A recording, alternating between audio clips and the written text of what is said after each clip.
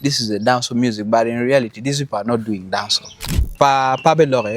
Fans, they have a right to follow whosoever they want to follow. But the truth is, when it comes to reality of music, these people are not doing real music. Kamuzu.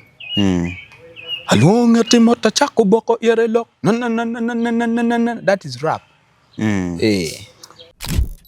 Uganda can't dance. But when you dance over boys when it's more of raps. Alago style me to rappe kichawa. Step by step gubinyang. Nita mi be TV, NTV. Ma be ma inra mo chere nano. No MG take a hosting a program in the ngeyo celebrity vibe. This is Papa Latimex. Fede ne bokote madoka petero bunye. Makadigi dega nining foot peginu up at the distance. Better pretense samini wu my reference. Sima matini nena matina mini wu the difference. Latimex and I jet fighter. Latimex remo watch and faster. Sure. Fixing me benepe yacht pianate remix. Anna yella di Tammy Bear TV. Sharenan following, liking, and Benamaro Tammy Bear TV. Oh.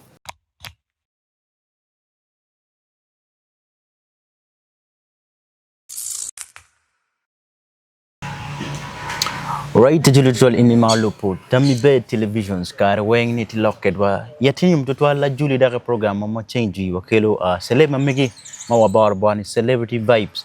Come on, Wakelo, public figures, and celeb Yatinum to twal Kenana Ilangera command. I think it will mega for today. And I'm yet we're discussing Jim Paul and then your corners, Mama inspiring and we're done in music industry. I think Latimex. It isn't Latimex. I need you. I take it here. I can't get over this. Akolo. Kepoka wa bene Congo Latin. Comane. Ana marmere. Maro vest. Pian ma chela very free. Kidong Mario. Chengli at full gulu this time. So got furu chuya do Latiana mama. No, me ara beto ke vest. Yung gine we are very free. Okay. Ki a winning more money when you go boxing. Can you pay an hour go boxing and wear a row vest?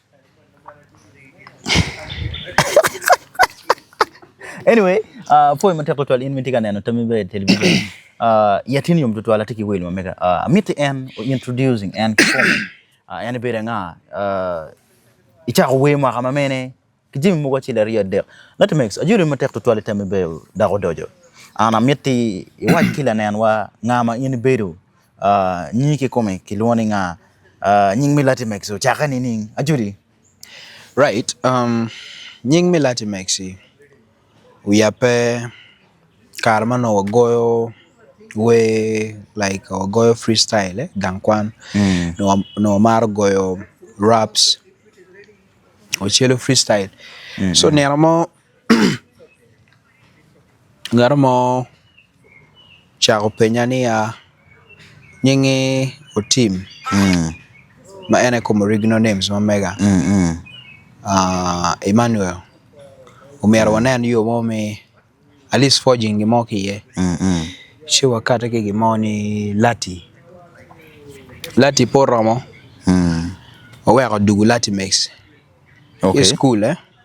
Then Papa ani Piananya Papa Latimex. Okay. Stage name Mega Papa Latimex. So Papa being a carmo man at his studio. Wati yupuwe mo wane gidi. Kilwani Nyachulia. She Gido Luane Papa accidentally. It wasn't accidentally, but it's all many Papa. Endo Papa ni pull down o gemalu ngani Papa. Kanga rapping you for the first time Luane Papa. So we are on more a pin we are in pingo down Luane Papa. So come on ma ane koma no ni ni Papa ni romberu don't obednia. You should Papa own it. Mix, yeah. Like that. So Papa Karma no pena cha renting chon food. Karma ki ginger. I think the boys mogo no beru kedgi. Kama na pa e art. Mono ki ginger. Ki ginger. She no be food at the school. E no goyo haso ingeo. Iketi me are very successful. Uganda, we are bit hustler. Me bit down at you, Mata. Yeah. So ki ginger na power si na beru ki vulu maduong at bara. Niamo nyemo boy mo mere no mar or choka wilu makagi mitero jim mogo mana nak mako kon gi ngong gi ni mo deki mo deki tunggu gi no kia reggae mogo mana nak kela reggae so cha cho cha nya ni papa chalu wego dong anda papa dong so chake from there met ki money magido luone ki madano luone ken penya datane no ni rwate twara da bet papa exactly. Okay. Koni ngaro mo tibu ako ya tami gwa mo your papa in the music industry.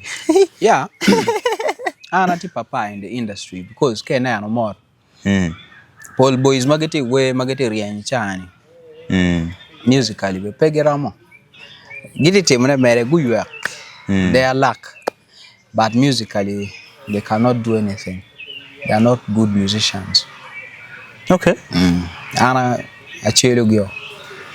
E kwano luwe mageti chani. Ucheka muzugi jelly Kasit Poma, the likes of Angara, Zetiv, Bossman. But they always say like Zetiv is the father for the they call it new generations. So yeah, how come you now start owning like to be papa, or you specify like this guy is in this lane, I'm here in this lane. But first clarify it to us. Okay, now Zetiv, I check come Zetiv. Zetiv ti la way ma beru kanya wa beru dano man. Okay, ti gifted, right? Musicians when pegi right. They are gifted in different capacities, different ways, like that. But inoni when it comes to Timo, the exact thing. Like for example, we have types of music. Polginine fans pegging you. We have Afrobeat. We have Zouk. We have reggae. We have Dancehall. And we have R&B. There are so very many types of music, but maybe not Akwan again. These are the major types of music. When you East Africa, populars like worldwide. Uganda kind of dancehall, but when you dancehall, but boys when it's more of raps. Oh, they do more rapping in their dancehall. I mean, la bole when you whip a doggy kiss more I can. When keta and where in fact, me power why anyway make a near the raps on a dancehall beat. The same way with Judas. Baby, you are a very nice chick. You know, on a dancehall beat. I may win whip Kamuzu.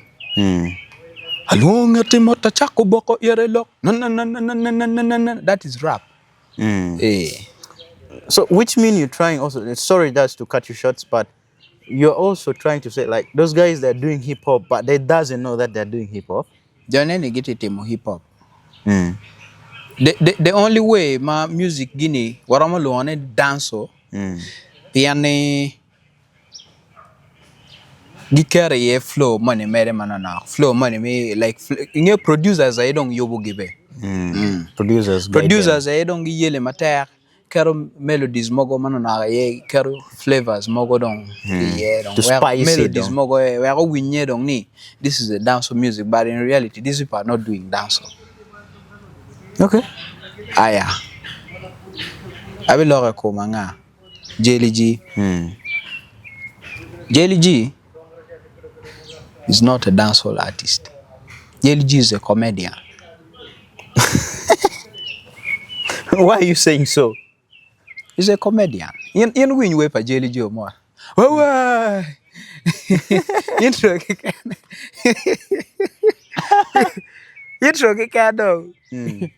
Intro kikando.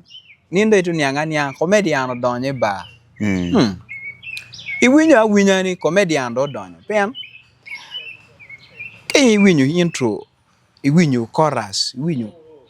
Ni I know we don't watch an attack or You can't categorize it. Wepa Jelly G is a comic artist. Okay. He's a comedian. Ninge fans Fans get chark gena yomu chwinge. Any gena yomu chwin fans pa belore etwal. Fans they have a right to follow whosoever they want to follow.